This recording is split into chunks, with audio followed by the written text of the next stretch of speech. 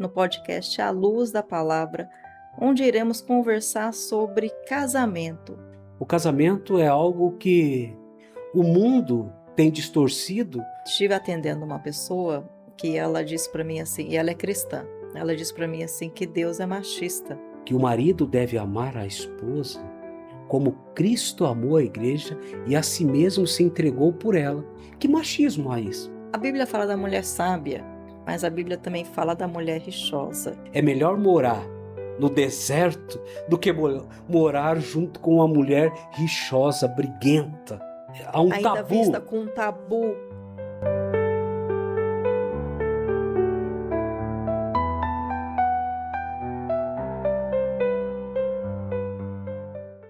Olá, sou Isabel Carvalho, sou psicanalista. Estou aqui hoje com o pastor no podcast A Luz da Palavra, onde iremos conversar sobre casamento. O que é casamento? À luz da palavra de Deus. Pastor, Isabel, para mim é um grande prazer estar aqui. O tema é muito importante, o tema é a luz da palavra, onde muitas pessoas têm uma interpretação muito errônea das Escrituras, e o desejo do nosso coração é trazer esses esclarecimentos, e principalmente num tema muito importante que é o casamento. O casamento é algo que o mundo tem distorcido como Deus criou essa instituição. Então será um grande prazer, uma satisfação, um privilégio estar aqui, poder ajudar as pessoas que ouvirão esse podcast e trazer um crescimento em todas as áreas. Porque se nós queremos ser bem-sucedido, o sucesso começa primeiramente dentro do nosso casamento. Não existe sucesso na vida conjugal sem a submissão dentro da luz da palavra de Deus. Então nós teremos aí uma imensa alegria de poder aí auxiliar, ajudar pessoas e famílias que ouvirão sobre o que é o casamento segundo a palavra de Deus. Eu sou o pastor Ediverson, da Igreja Batista Bíblica de Campinas. Eu sou formado no Seminário Batista, sou formado na Faculdade Teológica Bethesda, também sou formado no Seminário Martin Bucer e tenho a plena certeza que eu poderei, dentro da luz da palavra de Deus, ajudar casais, pessoas, uma vez que nós temos esse trabalho já na nossa comunidade, na nossa igreja. Nós trabalhamos com casais há mais de 14 anos. E eu também sou casado há 30 anos. Nós vamos comemorar 30 anos esse ano. Eu e a minha esposa Janaína. Sou pai de 3 lindas meninas. Sou avô de 4 netos. E sou sogro de 3 genros. E eu, juntamente com a minha esposa, temos sido uma inspiração, principalmente dentro da nossa família, de perseverança, de submissão, dentro da luz da palavra e conservando o nosso casamento dentro dos princípios bíblicos. legal.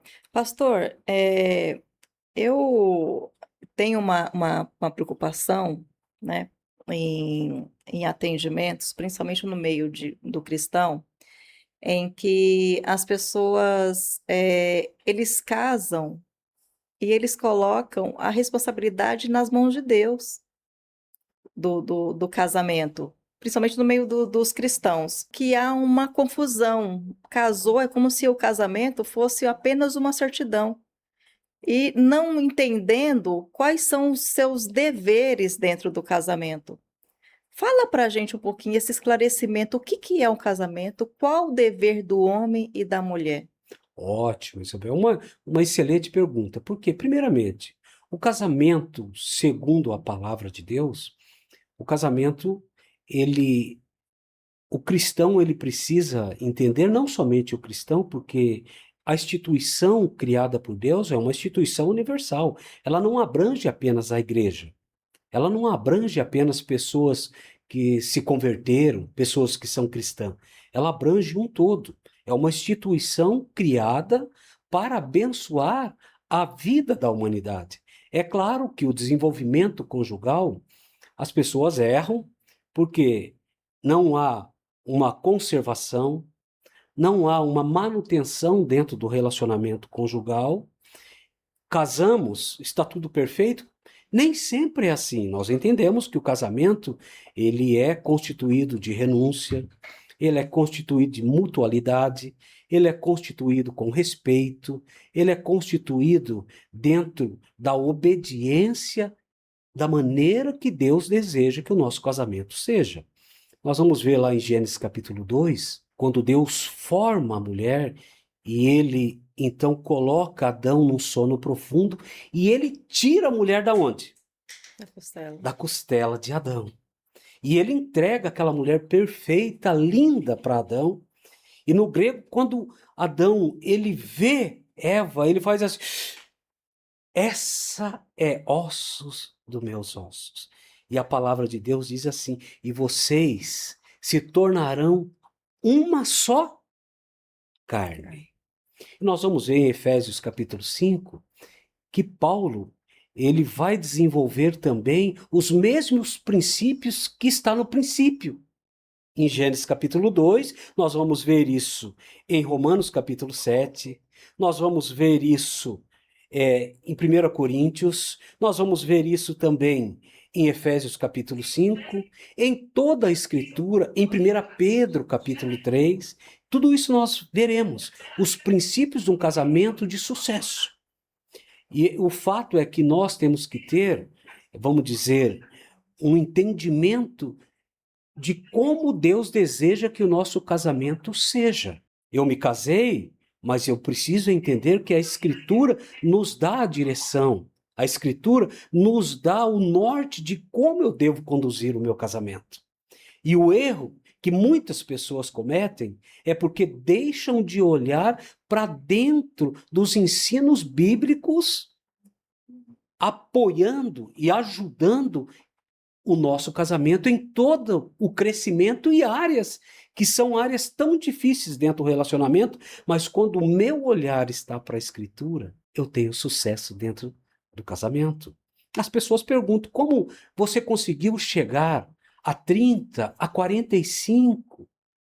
Na igreja onde nós somos líderes, nós temos um casal com 64 anos de vida conjugal. Mas que receita é essa? A receita é olhar para dentro dos ensinos bíblicos para um casamento fundamentado, para um casamento sólido. E esse é o grande erro que muitas pessoas cometem. No decorrer do casamento, eles começam a tomar decisão por si própria.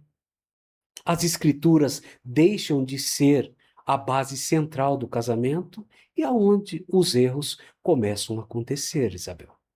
Então, o casamento é uma instituição porque a pergunta é o casamento na vida cristã, não é? Como é o casamento para o Deixa eu cristão? perguntar uma coisa pro pastor, todo casamento é de Deus? Toda instituição conjugal foi criada por Deus, o casamento. Sim. Mas há decisões que as pessoas tomam que Deus nunca teve dentro dela. Ah, mas essa pessoa é muito bonita. Eu me apaixonei. Paixão é passageira. Isso mais cedo ou mais tarde não vai acabar correto. Porque o casamento vai muito além de uma experiência ou de algo passageiro, ou porque eu fui tomado por uma emoção e agora eu tomei essa decisão. Um casamento é muito além disso. Um casamento é você entender que você vai compartilhar da sua vida até que a morte o separe. O As casamento, pessoas, elas não veem o a longo prazo, né, pastor? Só o momento ali da exatamente. emoção, fazem uma ilusão do que é um casamento e não veem, não pensam a longo prazo, é isso? Exatamente. Por quê? Porque o casamento, a instituição criada por Deus, que é a instituição conjugal, Deus, ele criou o casamento. Deus, ele idealizou o relacionamento conjugal para completar o homem e a mulher. Agora, quem criou ou quem então acabou desenvolvendo o divórcio foi o homem. Deus nunca fez. Deus ele fez o casamento para ser indissolúvel. até que a morte nos separe. E quando eu entro dentro de um relacionamento com todos esses fundamentos, eu vou perseverar, eu vou ser tolerante, eu vou ser uma pessoa compreensiva, amigo, psicólogo. Então, o casamento ele preenche todos os vazios que o homem e a mulher têm quando ele está dentro da luz da palavra de Deus. Olha que lindo que é. Mas nós precisamos ser obedientes ao que a Bíblia ensina. Qual é o papel do marido e o papel da mulher? Ótimo. Paulo vai trazer esse desenvolvimento em Efésios capítulo 5, do verso 22 em diante. Ele vai dizer assim, que a mulher seja submissa ao marido como ao Senhor. Então, primeiramente, o papel da mulher, a mulher é auxiliadora dentro do casamento. E é interessante isso, que a submissão, ela quer dizer o potasso, dentro do grego, que quer dizer que ela voluntariamente se deixa dirigir, dentro da mutualidade, dentro do respeito mútuo, dentro do entendimento do que é o casamento. Esse é o papel da esposa. O marido não é um legalista, um delegador dentro do casamento. O papel da mulher é auxiliar o marido em todas as áreas. E feliz é o homem que tem uma esposa. A Bíblia, em Provérbios, vai dizer assim: aquele que achou uma mulher achou um bem precioso de Deus e encontrou benevolência dele. Olha que lindo! Porque o plano de Deus é perfeito para a humanidade, que é o casamento. É o complemento. Porque, olha só, quando Deus, em Gênesis capítulo 2, Gênesis capítulo 3, Deus, ele formou o homem, mas o homem estava o quê? Incompleto, sozinho, sem ninguém. E Deus viu a necessidade de Adão, que ele precisaria do quê? De uma auxiliadora, uma ajudadora. Sim. E aí Deus, então, em Gênesis capítulo 2, coloca Adão no sono profundo e tira Eva do seu lado, da sua costela, e entrega essa mulher a Adão. Agora, a formação de uma família está completa, porque Deus viu a necessidade que Adão teve, a necessidade que Adão estava necessitando de ter, porque ele olhou, ele viu que no jardim do Éden, todos os animais tinham um macho e uma fêmea. E eles se completavam. Você imagine isso dentro da humanidade. O pastor, isso nos dias de hoje, é, com com todo esse feministas, né? E esse aumento também do feminicídio, pessoas disturbadas. Então, eu estive atendendo uma pessoa que ela disse para mim assim, e ela é cristã. Ela disse para mim assim que Deus é machista. Porque Deus dá muito mais apoio ao homem. Então, quando o pastor falou sobre submissão, então ela usa isso. E aí eu trouxe para ela: "Você está muito enganada, Deus é o maior protetor das mulheres", né. Explica um pouquinho sobre submissão. Infelizmente, Isabel, houve um erro, muitas vezes, de ensino na transmissão da palavra dentro de muitas igrejas, sobre uma interpretação errônea do que é ser submissão. Submissão, a mulher e o homem e a mulher, eles têm a mesma missão. E Deus não é machista. Se nós olharmos Efésios capítulo 5, ele vai dizer assim para a mulher deve ser submissa ao seu marido como ao Senhor. Colossenses 3,17 diz assim: tudo que fizer, seja em palavra, seja em ação, fazei como para o Senhor, dando graça ao Senhor Jesus Cristo. Olha para você ver, fazer para o Senhor. Então não é apenas o casamento que eu tenho que honrar, que eu tenho que respeitar, porque eu quero fazer isso para minha esposa. Em primeiro lugar, eu faço para Jesus Cristo e em segundo lugar, para minha esposa. Então não há diferença nisso. Olha só, não acaba aqui. Em Efésios capítulo 5, verso 25, Paulo vai dizer assim, que o marido deve amar a esposa como Cristo amou a igreja e a si mesmo se entregou por ela. Que machismo há isso? O que Cristo fez? Cristo deu a vida para a igreja. Ele entregou a sua vida, a sua própria vida, derramou o seu sangue para a igreja. Agora, Paulo faz uma relação entre o sacrifício de Cristo, a maneira que ele entregou a sua vida e a maneira que o homem casado deve entregar a sua vida à esposa. Se isso é E tem machismo, o impedimento das orações também que Deus faz ao homem, né? exatamente. Então, se nós olharmos 1 Pedro capítulo 3, Pedro vai tratar sobre essa questão. Olha só, é muito interessante esse texto, que até o culto, porque se a oração já é impedida se o casamento não está perfeito, porque ele faz parte, a oração faz parte do meu culto diário. E olha como a Bíblia, ela defende, Deus defende completamente uma relação perfeita, não uma relação abusiva, uma relação intolerante, uma relação delegalista, legadora. A Bíblia ela não tem essa finalidade. Primeiro porque nós somos considerados como os irmãos em Cristo. Eu sou casado, mas a minha esposa é minha irmã em Cristo. Uhum. E é o que Pedro vai tratar. Olha só. Maridos, vós igualmente vivei a vida comum do lar com discernimento, tendo consideração com a vossa mulher, como a parte mais frágil. Tratai-a com dignidade, porque sois juntamente herdeiros da mesma graça de vida, para que não se interrompam as vossas orações. Olha como isso é perfeito. Eu tenho que tratar a minha mulher com dignidade, com respeito, com amor, porque ela é o vaso mais frágil. Olha como a Bíblia é perfeita. Quando nós olhamos para dentro da Escritura, não há essa questão de agressões, de intolerância, porque a Bíblia, ela dá o norte, ela nos ensina como deve ser uma vida conjugal perfeita. Na verdade, eu tenho uma interpretação de que o homem, biblicamente, tem muito mais obrigações com a mulher do que a mulher com o homem, porque ele tem que proteger o emocional dela, ele tem que proteger ela, ele tem que dar tudo o que ela precisa. É. Faz sentido? Sim, porque é uma junção. O casamento, na verdade, quando nós olhamos essa palavra no grego, lá em Gênesis capítulo 2, quer dizer cimentar. É ser uma união tão, tão composta que ambos trabalham dentro do desenvolvimento para o crescimento desse relacionamento em todas as áreas. É claro que o homem, porque se nós olharmos Efésios capítulo 5, vai dizer que Cristo é o cabeça da igreja, assim o marido deve ser o cabeça do seu lar.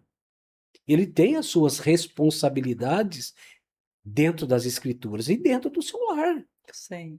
E o homem, ele é, então, o símbolo do quê? De forte, de pessoa centrada, equilibrada, aonde direciona, conduz, segurança, de passar segurança para a família. E é nesse sentido que Paulo está desenvolvendo em Efésios capítulo 5. Então, quando nós entendemos que o plano de Deus para a complementação da vida conjugal entre o homem e uma mulher deve ser estabelecida dentro dos princípios bíblicos, nós somos felizes em todas as áreas. Até porque falando na parte psicológica, o que que faz uma mulher continuar, querer continuar com o homem? É a segurança e a admiração. Dá a entender de que ela nasceu assim por conta dessa parte frágil, e quando a mulher ela precisa ser muito mais forte que o homem, porque a gente vive num mundo também em que existe muito homens passivos. Qual que é o perigo dessa passividade masculina, pastor? Primeira coisa, o perigo é porque Deus não formou o homem dessa forma. E se ele começa a se moldar a esses princípios, é natural que o desenvolvimento do relacionamento conjugal terá falhas.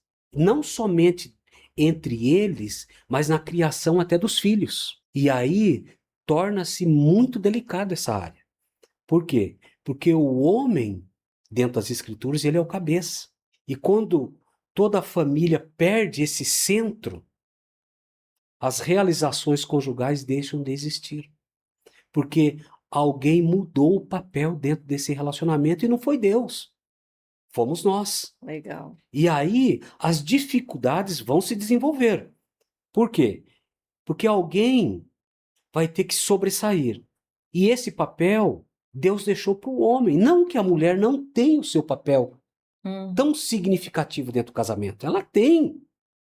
Só que nós temos que entender os papéis dentro do relacionamento.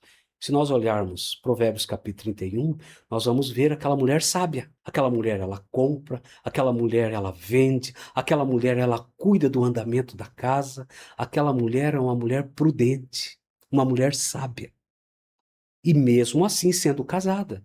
Isso não feriu em nenhum momento a autoridade paternal. Não feriu. Infelizmente, a humanidade, ela erra. O homem erra nessa questão. Porque ele vai se tornando mais passivo, como se fosse um leão.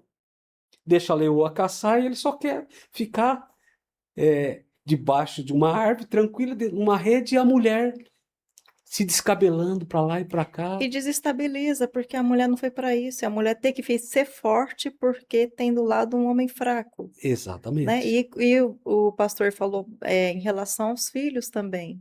Desestabiliza total. Por quê? Quem é o exemplo? A primeira escola não é o Estado ou não é a escola particular que ensina. O primeiro ensino para os nossos filhos, ele demanda de dentro do meu lar. Não. As instituições que nós temos, elas são excelentes. Não estou aqui de maneira alguma criticando, mas o primeiro ensino, ele deve começar a ser desenvolvido dentro do lar. Em todos os Com fatores. certeza. O respeito, o amor, a compreensão, porque os filhos se espelham nos exemplos do pai. E se esse lar está havendo uma dificuldade nessa questão, os filhos terão essa falta de direção dentro do lar. E essa falta de direção dentro do lar torna-se muito delicado para frente. Por quê? Vai crescer, vamos dizer, um menino que ele não tem personalidade alguma, que ele sempre será conduzido, terá uma mulher que será extremamente legalista, delegadora, porque ela foi criada assim. Lá na frente, se ela casa com alguém que tem a mesma personalidade, nós teremos o quê? Verdade. Sérios conflitos. E esses conflitos, para serem resolvidos dentro da igreja, ainda que a igreja esteja preparada para isso, porque ela tem a palavra de Deus, gera muito desgaste. Porque nem sempre as pessoas vão estar dispostas a abrirem mão das suas opiniões. E esse é o grande erro. A Bíblia fala da mulher sábia, mas a Bíblia também fala da mulher rixosa. A Bíblia, e aí eu quero que o pastor explique um pouco sobre isso, e ao mesmo tempo, a gente voltando a usando a submissão, qual que é a diferença de liderança e autoritarismo por parte do homem? Ótimo. Então vamos começar aí pela mulher sábia e a mulher rixosa. Nós temos um exemplo nas Escrituras que é lindo. O exemplo é Abigail. 1 Samuel capítulo 25. Gente, aquela mulher foi excepcional. Lembra que Nabal, esposo de Abigail. Davi está fugindo de quem? De Saul. E Davi está no campo, fugindo de Saul. E a Bíblia deixa bem clara que todo o rebanho de Nabal foi guardado por Saul. Foi guardado por Davi. E os próprios empregados de Nabal relatam o testemunho do que Davi fez, que Davi tornou-se um muro. Nenhum animal, ninguém roubou nada de Nabal. Mas quando chegou a época da tosquia, que era a época onde eles então faziam as suas comemorações, matavam os animais e davam uma comemoração. Davi, ele manda então alguns dos seus soldados para Nabal, falando que eles precisariam de alimentos. Nabal, ele age loucamente, neciamente, e vocês vão entender aqui que a palavra louco vem de Belial, como a Bíblia está dizendo. Os empregados de Nabal, um rapaz, ele percebeu a loucura, porque Belial quer dizer um homem louco. Ele percebeu a loucura que Nabal fez. Ele conta, ele relata isso a Abigail. E quando Abigail sabe disso, ela pega, faz todo o movimento, pega alimentos, coloca sobre os jumentos e manda ao encontro de Davi. E ela manda que esse seu servo vá à frente, com tudo, com vinho, com bebida, com bolos. Olha a mulher sábia. E vocês vão ouvir que a própria Escritura vai tratá-la como prudente. Ela é sábia. A diferença da rixosa da sábia. E quando Davi vê tudo aquilo, ela quebranta o coração de Davi, uma vez que Davi estava indo para matar todos. Não ia sobrar um homem, só criança e mulheres. E aquela mulher se coloca de joelhos e ela relata a loucura que o seu marido Nabal estava cometendo. E aí Davi olha para ela e diz assim: Bendito seja o Senhor quem te enviou para que eu não cometa essa loucura. E ela diz: Olha, meu senhor, não olhe a loucura do meu marido, porque o Nabal quer dizer Belial, homem louco. E toda a família, todos os homens que faziam parte da liderança de Nabal e de Abigail foram preservadas pela prudência. Dentro daquele texto você vai ouvir que Abigail é uma mulher prudente, uma mulher sábia. Nós temos um relato que eu acabei de citar, lá em Provérbios capítulo 31, a mulher sábia. Aquela mulher que ela sabe conduzir o seu lar, aquela mulher que sabe tratar as pessoas, aquela mulher que ela auxilia de tal maneira o casamento, que o casamento se torna algo maravilhoso.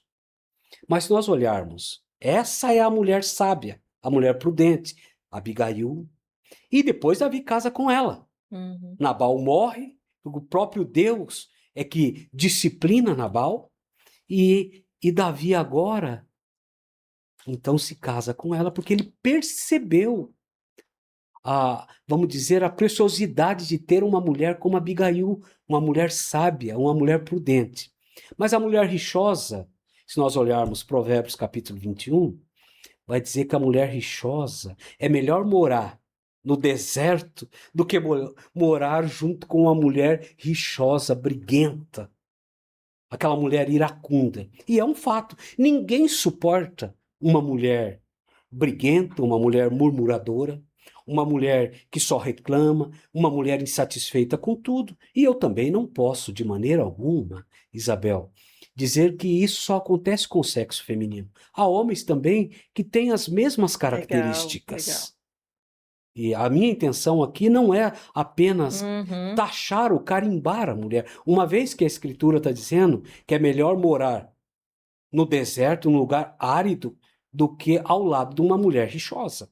Até porque, pastor, como a gente estava falando sobre o homem passivo, e a mulher fica muito sobrecarregada, e a mulher ela tenta segurar, de toda forma, e ela não tem, porque para mim, eu tenho a impressão assim que o homem ele é a força, e a mulher estabiliza o ego do homem desenfreado, né. Isto, Mas quando o homem é passivo e ele não toma decisão nenhuma, não tem diálogo, não tem comunicação, não tem diálogo, não tem entendimento, o homem ele usa, também de forma mal entendida de "eu sou cabeça", porque eu já ouvi várias vezes: "Eu sou cabeça, você é eu faz". que Eu mando. que mando, entendeu? Só que ele não resolve nada, o cargo é tudo nas costas da mulher. É natural também que essa mulher ela fica um pouco desestabilizada, em que ela na cabeça dela, ela tem que ser forte o tempo todo para segurar o barco do que o homem tinha que segurar. Exatamente. Primeiramente, porque as responsabilidades da mulher são inúmeras. A mulher ela tem filhos, a mulher ela tem um lar para conduzir, e muitas delas, além dela ter filhos, um lar, ela trabalham fora. A carga ainda é muito mais pesada para ela.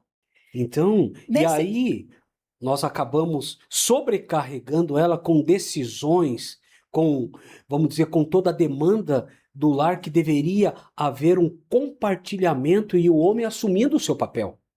É natural que essa mulher, ela terá uma, vamos dizer aí, ela vai se destabilizar em algumas áreas da vida. Nesse entendimento, seguindo esse entendimento, qual que é a diferença da mulher desestabilizada, em que ela precisa, por ter um homem fraco, para uma mulher rixosa? Então, vamos lá. A mulher rixosa é a mulher que só briga, a mulher que só reclama, uma mulher insatisfeita com tudo. Nada está bom, tudo que o esposo faz é pouco, ela, ela não consegue ver as bênçãos de Deus, ela não consegue ter uma palavra amiga, uma palavra de incentivo, ela não consegue nem sequer apoiar os próprios filhos, porque a Bíblia define uma mulher briguenta, uma mulher completamente sem estabilidade emocional em todas as áreas. Então, essa mulher, ela é uma bomba relógio, infelizmente. Ela é vitimista? Ela não só... Aquela que não pega Isso. responsabilidade de nada? Ela pode até desenvolver isso, uma comiseração desenfreada, uma vitimização. Ela pode sim, com certeza, porque essas pessoas, geralmente, elas têm um traço muito narcisista. E isso é ruim. É aquela pessoa que tem uma autodefesa. Ela nunca reconhece os seus erros. Ela nunca falha. E esse é um sério problema para Que é o dentro. homem narcisista também. Exatamente. Então, nós precisamos, agora, voltando à luz da palavra de Deus, é aonde nós precisamos ter a nossa direção, o nosso norte, porque a Bíblia é ela que nos ensina. Se a humanidade não se convertesse, porque nós temos milhões de cristãos no mundo todo, mas ainda que uma pessoa não seja cristão, mas ele tivesse apenas o desejo de aprender com a palavra de Deus, todas as áreas da vida dele teriam uma melhora significativa. Individual dele se converter, e olha que eu acredito que a pessoa tendo a Bíblia na mão, lendo, Deus ia esclarecer, Deus ia iluminá-lo, e brevemente ele ia entender o quanto é precioso ter os ensinos bíblicos dentro de todas as áreas da nossa vida, Isabel. Toda a autoridade, ela demanda uma liderança. Agora, não quer dizer que a liderança que muitas pessoas... Autoritarismo, né? Isso, autoritarismo. Não quer dizer que a liderança que a pessoa está desenvolvendo é uma liderança constituída por Deus. Tá.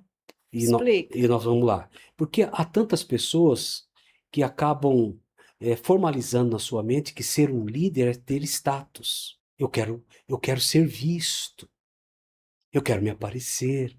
Eu quero que as pessoas saibam que eu sou um líder em alguma área da vida. Não. Dentro das escrituras, dentro da igreja, da eclésia, a liderança é constituída por Deus. Nós vamos ver um rei, que é Saul, ele era líder, mas não tinha autoridade. Nós vamos ver isso em 1 Samuel capítulo 12 em diante, os erros daquele homem. Davi, ainda que ele cometeu os seus erros, Davi ele foi um líder e teve autoridade. Nós vamos ver isso a partir de 1 Samuel capítulo 17, quando Davi então mata Golias e toda a perseguição de Saul com Davi, mas assim que Saul é destituído do seu reino, nós vamos ver que Davi não foi apenas um líder, mas também teve autoridade. Um líder autoritário, sem uma liderança perfeita, não dá certo. Porque liderança é conduzir, não é, pastor? Exatamente. Eu participo de empresa, a gente dá treinamento para líderes, e liderança é conduzir, é fazer com que a pessoa te siga. E assim é a mulher quer seguir o homem. A mulher quer o homem forte no papel que ele veio. Exatamente. Olha, a Bíblia vai dizer em Romanos capítulo 13 que não há autoridade que não seja constituída por Deus. Se nós pegarmos Hebreus capítulo 13, vai tratar ali também sobre a autoridade do ministro, que nós temos que cuidar. deles, porque são eles que velam por nós. Essa autoridade, ela se dá automaticamente pela liderança desenvolvida. Isso não vamos dizer, conseguido à força. Isso não é imposto. Isso surge livremente, vai acontecendo livremente porque as pessoas reconhecem a liderança e a autoridade que ele tem. Dentro do lar não é diferente. Toda mulher, ela se sente, vamos dizer, completa com um homem que saiba liderar o seu Que lar. sabe liderar. Essa mulher, ela se sente, vamos dizer, satisfeita em todas as áreas porque ela tem um esposo que é um bom líder, é um esposo que tem autoridade. Eu vim de uma família, sou do Paraná, e os pais no Paraná ou pro lado do Sul, eles prezam muito pela autoridade paternal. E é uma autoridade, vamos dizer, constituída não debaixo de um legalismo, de um autoritarismo fora do comum, nada disso. Mas é porque ele é líder. E acredito que em outros estados também isso aconteça. Mas é uma falha que muitas vezes os homens cometem. Ser líder sem autoridade é um fracasso. Ter autoridade sem liderança, nós estamos vendo isso dentro do nosso país. O pastor, você sabe que essa questão, por isso que a importância de trazer à luz da palavra o raciocínio do que é para ser. Porque quando pega um homem sem noção, que ele pega a palavra de que ele é o cabeça e que ele é totalmente desenfreado, e a única coisa que ele conhece na Bíblia é essa palavra, de que ele é o cabeça da casa, totalmente desenfreado, aí ele desestabiliza a cabeça dessa mulher, o lar prejudica É um também, lar né? desestabilizado. Totalmente, né? E é homem com esse entendimento desenfreado. E por outro lado, entendeu que ele precisa liderar. Então, é muito importante essa questão do autoritarismo e Da e da liderança. liderança, porque um homem que sabe liderar, ele estabiliza o lar. Sim. E é fundamental isso. Por quê? Porque todas as áreas dentro do lar torna-se, vamos dizer, tão suave para todos, porque não há um sobrepeso para a vida de ninguém, não há uma sobrecarga para a vida de ninguém. Por quê? Porque essa liderança é desenvolvida de uma maneira sábia. Então eu usei a figura de Saul e de Davi, porque são homens que a Bíblia vai mostrar os erros que eles cometeram. Um só tinha autoridade, mas não sabia liderar. Então, isso não se confirma. Isso dará errado em algum momento. Porque nós vamos conhecer pessoas que querem liderar, mas não têm autoridade alguma. E nós vamos conhecer pessoas que são autoritárias demais, mas não têm liderança nenhuma. Então, infelizmente, precisa haver o quê? Um equilíbrio. E esse equilíbrio é o que as Escrituras nos dá. Nos deixa conduzir isso de uma forma tão sábia que todo o complemento da nossa desenvolvimento da nossa vida aqui torna-se muito mais simples. Porque no casamento um é para ser facilitador do outro, o homem cumpre o seu Exatamente. papel e a mulher cumpre o papel dele. Ele sai quando ele chega, ele tem né, a mulher facilita a vida dele, e isso é legal, isso é bom, É ótimo, né? é perfeito, Isso é bom. porque todo o desenvolvimento do lar, ele vai se consolidar com essa mutualidade. E isso é essencial para um relacionamento bem-sucedido. Deixa eu falar uma coisa para ti. Iniciou o casamento. Iniciou o casamento, duas pessoas se apaixonaram, e aí ele tem a ideia de ir lá, iniciou, e aí vem a rotina, aí toda aquela empolgação, logo após vem a rotina. Aí vem a rotina, tem informações desencontradas, e aí acontece várias coisas no casamento, mas a mulher quer permanecer, eles querem. Qual que é o caminho? o primeiro é o do perdão. Qual que é o caminho, pastor? Vamos Mediante a lá. palavra de Deus.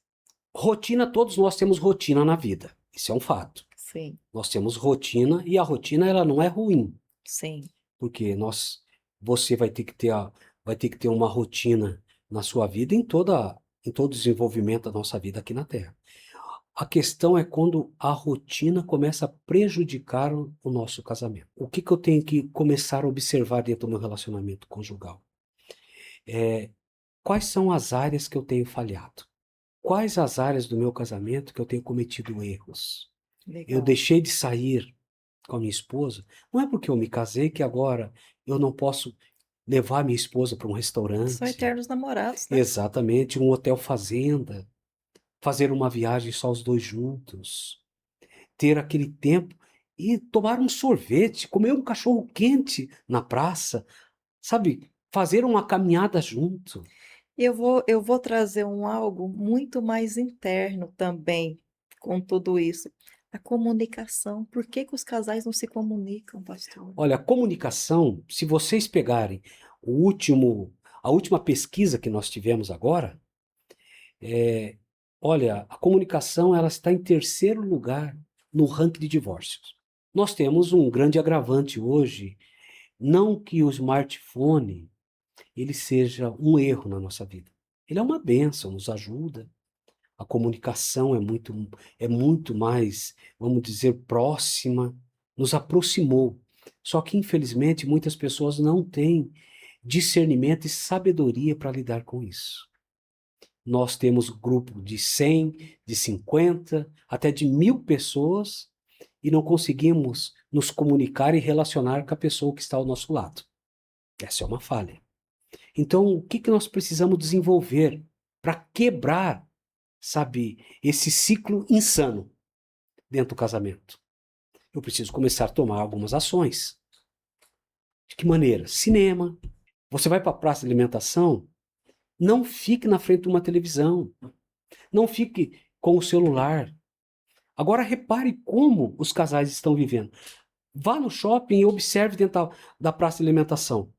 Eles saíram de casa, tiveram um custo financeiro, é combustível, é você pagar o estacionamento do shopping, é você, é, então, fazer um pedido de um lanche, de um almoço, mas eles estão todos, a grande maioria, digitando no celular e a pessoa ao lado sem o marido e o marido sem a esposa. Porque perderam, vamos dizer agora, a preciosidade, o objetivo de ter um diálogo tão próximo um do outro. E o casamento, ele complementa tudo isso. Agora, quais são os passos que eu preciso tomar? Eu preciso tomar ações, sabe, urgente, para que esse precedente, ele acabe. Não quer dizer que eu não vou ter o meu tempo a sós. Eu vou ter. Eu vou ter o meu tempo em olhar alguns vídeos ou até mandar algumas mensagens, mas a minha maior atenção, primeiramente, deve ser a pessoa que está ao meu lado. Quando você está junto com uma pessoa e a pessoa está conversando com você e ao mesmo tempo digitando, como você se sente? Sozinha. Exatamente. Ele está dando muito mais atenção a um programa, a um vídeo, e eu estou na frente dele. Assim é o sentimento de uma mulher. Então a comunicação, ela vai sanar, vamos dizer aí, quase 70% de todos os conflitos conjugais. E falando em conflitos conjugais, dentro desse tema comunicação, é a não resolução dos problemas, de ir acumulando diversos problemas, né? Eu costumo dizer assim, com a pessoa emocionalmente saudável e adulto, ele não, e o pastor vai me confirmar isso, é bíblico, você não ir dormir com o problema, é você colocar o problema à mesa e resolver aquela questão. Faz sentido? Olha, se nós pegarmos Efésios capítulo 4, vai dizer assim, que nós não podemos colocar sobre o sol a nossa ira. Então, eu creio que há momento, e o casal ele precisa ser muito maduro. em observar essas questões. Agora não é o momento de tratar, mas se houver possibilidade de resolver essa questão muito antes de ir para a cama, é perfeito. Mas tem que resolver uma hora, né, pastor? Isso, Porque não vai exatamente. crescendo, porque muita coisa, e eu vejo, são coisas que foi acumulando, vai deixando para lá, vai deixando para lá, e isso vira um problema muito grande. Exatamente. E dentro desse mesmo texto que eu citei, em Efésios, capítulo 4, vai dizer: e nem deis lugar ao diabo. Por quê? A amargura e o perdão é o que resolve tudo isso. O perdão é o que sana. E dentro do mesmo texto, do verso 31 ao verso 32, vai dizer: e sede uns para com os outros compassivo, perdoando-vos em Cristo como Deus vos perdoou. Então, o perdão, ele é a maior expressão de submissão dentro da vontade de Deus. E ele Se, neutraliza o mal, né? Isso, exatamente. Nós, os cristãos, eles querem ser parecido com Cristo. Se você quer tornar-se uma pessoa, um imitador de Cristo, uma das primeiras possibilidades da nossa vida espiritual é aprender a perdoar. E quando não há pedido de perdão? Quando não há pedido de perdão, o casamento sofre. A bênção de Deus é paralisada. Por quê? Porque a pessoa arrasta amargura, sentimentos dentro do seu coração. Porque às vezes a pessoa quer perdoar, mas a pessoa quer que o outro fale. Exatamente. Há um ditado que todos nós conhecemos, né? Que a pessoa que não perdoa, ele toma veneno em conta-gotas. Verdade. E esse é o grande erro. Nós vamos ver Estevão, em Atos capítulo 7, quando ele está sendo apedrejado, e ele vai morrer ali. O que ele diz? Senhor, não impute sobre eles este pecado, mas perdoa. Quando Jesus Cristo vai falar com Pedro, é muito lindo lá em Mateus capítulo 18, que ele vai dizer, Pedro vai dizer para o Senhor Jesus Cristo: mas quantas vezes eu devo perdoar meu irmão? 70 vezes 7. 7. 70 vezes 7, 7 vezes 7, 49, 490. Dentro do hebraico quer dizer tumim. Ele sabia o que quer dizer tumim. Pedro sabia. Tumim é a maior expressão de perfeição. Quer ser perfeito? Perdoa. Quer ser uma pessoa sábia? Perdoa. Não quer ter sentimento no coração? Aprenda a perdoar. E Pedro entendeu. Quando Cristo disse para ele que ele tinha que perdoar 70 vezes 7, que daria 490. Que seria, vamos dizer, o objetivo mais perfeito da vida espiritual. Porque não tem como um casamento ele subsistir se não haver Porque vai ter perdão. várias questões ao longo do Muitas tempo. discussões, uma hora ou outra, nós teremos conflitos dentro do casamento. E agora, quem está solteiro e vai começar um relacionamento, quais são os pontos que o homem deve ter na mulher e a mulher? Vamos lá. Eu gosto desse texto. 1 Coríntios capítulo 7. Paulo vai dizer assim, que é bom que os solteiros permaneçam no estado que ele está. Porque Paulo está dizendo que o que eu quero é que vocês estejam livres das preocupações e das responsabilidades conjugais. Mas aquele que casou, cuide da esposa e das suas responsabilidades conjugais. Legal. Então, o casamento, quando a pessoa ele entra dentro do relacionamento conjugal, ele precisa entender que as responsabilidades surgirão. E essas responsabilidades jamais poderão ser negligenciadas.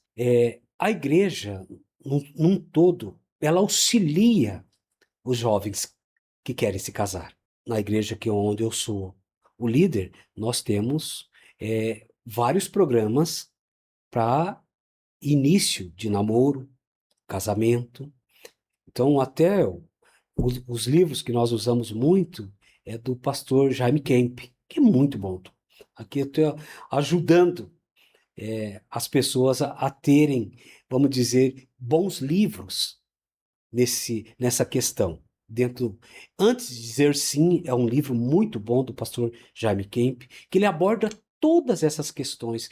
E cada final Legal. de cada disciplina tem um questionário, que é uma biografia de quem é a pessoa. E ele vai falar de como é o relacionamento dessa pessoa com os pais E ele que precisa, o candidato, o noivo, ele precisa relacionar nesses questionários como é a vida dele como filho, como é a vida dele como profissional, como é o namoro. Tudo isso ele precisa relacionar, porque isso auxilia. Ele não entra despreparado para a vida conjugal. Então a igreja, ela é muito funcional nessa questão. Por quê?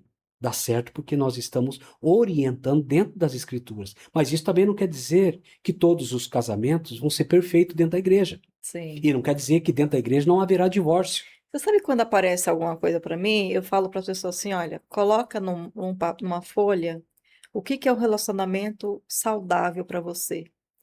E coloca lá várias questões. Dentro dessas questões, coloca aquilo que é inegociável. O exemplo para mim é a comunicação, a lealdade, né? A comunicação, como o pastor falou, está em terceiro lugar nos divórcios. É horrível, horrível. Você está dentro de casa e a pessoa não querer conversar e é horrível. E alguns homens, eles fogem dessa conversa, né? Eles chamam de DR. A mulher gosta muito de Isso. conversar. Por que que os homens não se comunicam, É pastor? só nós olharmos o desenvolvimento de ambos. Olha só, isso é estudo. Para vocês que são mulheres, uma mulher, ela fala quantas palavras elas falam no dia? Mais de 30.000 palavras. Um homem fala de 12 a 8.000 palavras. Então aqui eu já tenho um parâmetro para entender que a mulher ela tem uma maior necessidade de expressão. A mulher ela tem essa necessidade de conversar. Você pode reparar dentro do ônibus. Dentro do ônibus, se tem 5, 6 mulheres, elas nem dormem, elas saem. Vamos dizer, vamos pegar a região que eu moro. Elas saem da, da região do Campo Grande e vão até o centro conversando. Olha os homens, Eles não calados. calado. Porque a mulher tem essa necessidade. Sabendo disso, Mas não é um pouco de falta de maturidade quando eu penso casamento? dentro do casamento, Legal. o que que eu preciso desenvolver? Uma maior atenção dentro dessa área. Diálogo, conversa. Isso é, isso é extremamente necessário dentro do casamento. A mulher, ela se sente sozinha, fragilizada, Verdade. dentro de um relacionamento conjugal que não tem, vamos dizer aí, nenhum tipo de atenção nessas áreas. É muito dificultoso, é, vamos dizer, manter um relacionamento dessa forma, porque alguém vai morrer. Dá um conselho, pastor, Um conselho para dentro do casamento? pro casamento, pros que estão pensando em casar. Então, Olha, o conselho mais abrangente que eu tenho é o que a Bíblia vai dizer. Vós, marido, deveis amar vossas esposas como Cristo amou a igreja e a si mesmo se entregou por ela. Esse é o meu melhor conselho, porque o amor cobre multidões de pecado. E e as quando esposas? as esposas, elas, Deixa eu falar antes do conselho, por que que a relação íntima ela é tão há um ainda vista tabu. com um tabu e eu acompanho isso e os homens cobram isso das mulheres? Infelizmente, Isabel, Existe isso existiu. E, infelizmente, ainda há muitas igrejas que, vamos dizer, têm sérias dificuldades para relacionar isso. Isso não compete mais dentro do período que nós estamos vivendo. Por quê? Mas e se eu falar para você que tem homens que reclamam demais porque não tem, ou que várias questões, tudo para mulher é pecado. Exatamente. Então, há 30 anos atrás, era uma diferença, há 10 anos. Nós temos que aprender a, a contextualizar sem ferir os princípios bíblicos. Hoje, todos, até uma criança, têm acesso. Sim, Então, as coisas mudaram. E nós precisamos ser muito abertos a esse assunto. Paulo é muito claro, em 1 Coríntios capítulo 7, vai dizer que a mulher não tem domínio sobre o seu corpo, nem o homem tem domínio sobre o corpo. Ele diz salvo, a não ser para que vocês estejam numa vida de oração consagrando. Mas assim que esse período passar, volte a se unir para que Satanás não venha, então, vos tentar na incontinência. Agora, se nós olharmos o livro de Cantares, nós temos o livro de Cantares é o noivo e a noiva apontando para Jesus Cristo, para a igreja. Uhum. Mas nós vamos ver ali um homem apaixonado e uma mulher linda chamada Sunamita. E aquele homem fala até do corpo da Sunamita. Fala dos lábios, fala dos seios, do quadril daquela mulher, do cabelo dela. Então é um homem completamente apaixonado. Infelizmente, o ensino não é um ensino correto. Se houver entendimento, então tudo é possível dentro do casamento. Exatamente. A falta do ensino, de uma interpretação fundamentada dentro das Escrituras, é que há falha de muitas igrejas. Ter um ensino dentro disso. É claro, se nós pegarmos 1 Tessalonicenses capítulo 4, Paulo vai falar de uma vida em santificação, não como os ímpios. Ele vai tratar a área íntima ali. Então precisa haver, sim, um entendimento sobre isso, porque o nosso padrão de intimidade não é o mesmo padrão do mundo. O nosso exemplo não é o exemplo da sociedade. É completamente diferente. Agora, eu não posso ser tão fechado também dentro dessa área. Uma lingerie pode. Com Porque eu certeza. tenho mulheres que acham que lingerie é pecado, certo tipo de, assim, de renda, um exemplo. Não, lingerie, camisola, tudo isso é necessário para dentro de um relacionamento. Uma mulher, qual homem que não quer uma mulher Porque o homem é bonita? visual, né? Exatamente. Então aí tá com a camisa do vereador, não se arruma para nada. Que homem que suporta isso? Então, toda a área conjugal, ela deve ter um andamento perfeito. Era assim quando eu era solteira. Quando nós estávamos namorando e depois que nós nos casamos no início, eu tinha esse comportamento. Então, por que mudou? Eu preciso observar isso. Então, a gente precisa ter, sabe, vamos dizer, uma atenção redobrada dentro dessa área.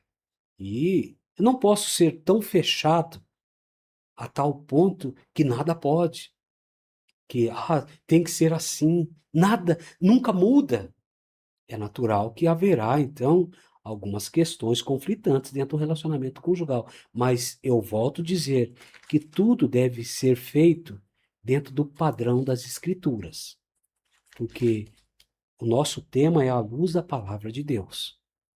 E é um tema muito bom, porque o mundo hoje, ela vive uma deficiência das interpretações das Escrituras. E olha só, como é, olha só. Porque, 1 Tessalonicenses capítulo 4, porque estáis inteirados de quantas instruções vos demos a parte do Senhor Jesus. Olha só. E Paulo agora ele começa.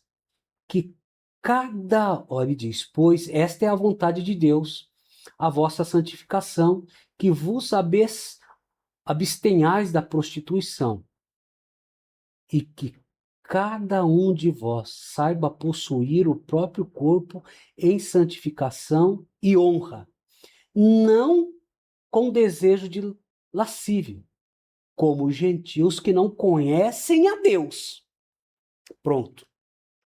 Paulo deixa exatamente qual é o padrão bíblico e qual é o padrão da sociedade.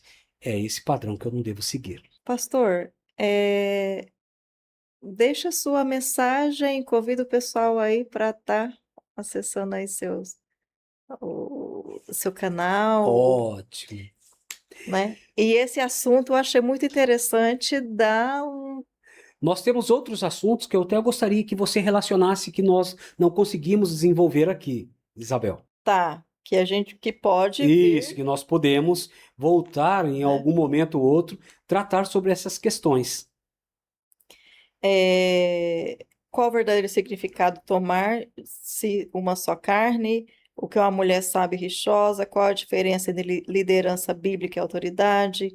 Como orgulho e falta de diálogo afeta o relacionamento, perdão dentro do casamento, qual o perigo de inverter os papéis espirituais no casamento, como restaurar um casamento ferido segundo os princípios, porque a relação íntima é um tabu na cabeça dos cristãos, e qual o limite? Eu acho que dentro do que está aqui, deu uma introdução, Exatamente. né? Então nós temos muitos assuntos E que aí aí. eles podem colocar também sobre assuntos, os que querem que seja mais explanado. Exatamente.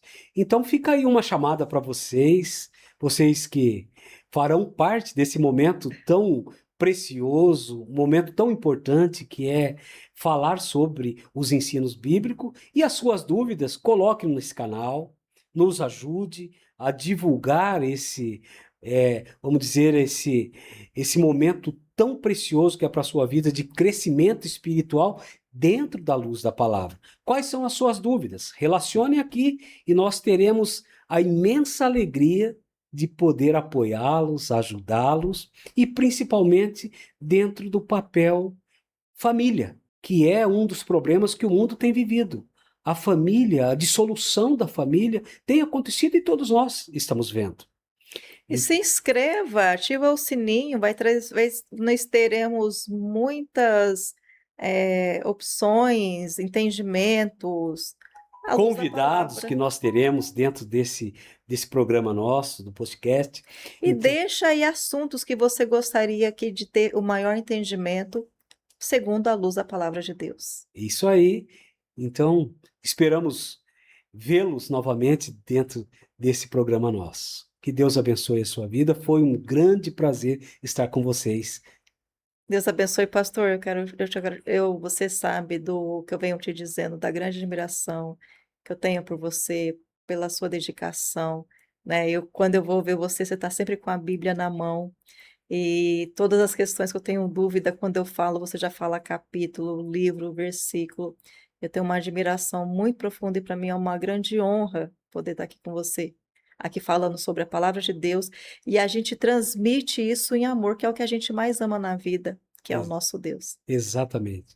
Isabel, para mim também é uma grande alegria estar aqui, poder auxiliar, contribuir, porque nada é tão importante na vida do ministro do que a divulgação da palavra de Deus. Amém.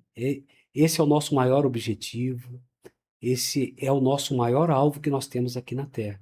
E sempre A dentro da luz da luz da palavra. palavra de Deus. Amém. Muito obrigado, Isabel. Eu que agradeço. Amém.